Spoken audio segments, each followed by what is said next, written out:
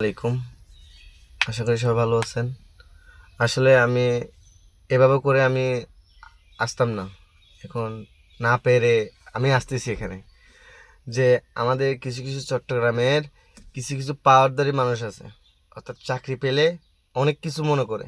একটা চাকরি পেলে মনে হয় ওর বাপের খাইতেছি, ওর বাপের পড়তেছি, আমরা চাকরি করতেছি।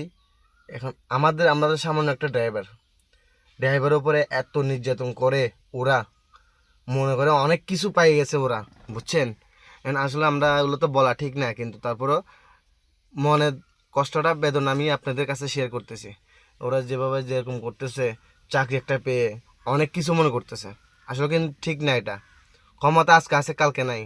কালকের দিন পর কোথায় যাবেন সেটাও ভাবতে হবে। আমার পরে কালে কী হবে, আগে কালে কী হবে, সেটাও ভাবতে হবে সবসময়।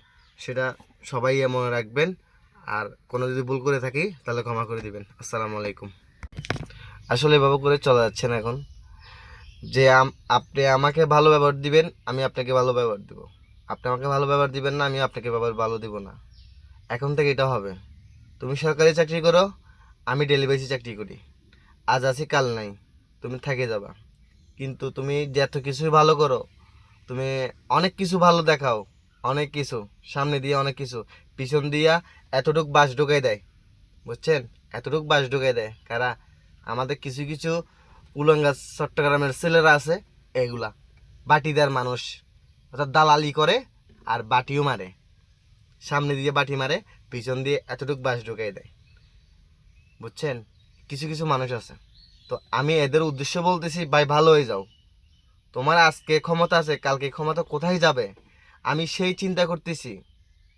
তুমি আজকে ভালো মাছ মাংস দিয়ে খাবা, কালকে কি দিয়ে খাবা সেটাও চিন্তা করতে হবে। তো আল্লাহর কাছে এটা কামনা রইলো, তোমরা ভালো করে চলো, ভালো করে থাকো, মানুষের পিছে লাগিও না। যেভাবে পিছে করে লাগো তোমরা মানুষের ক্ষতি করার জন্য, এটা কিন্তু ভালো না। আচ্ছা ঠিক আছে, আসসালামু আলাইকুম।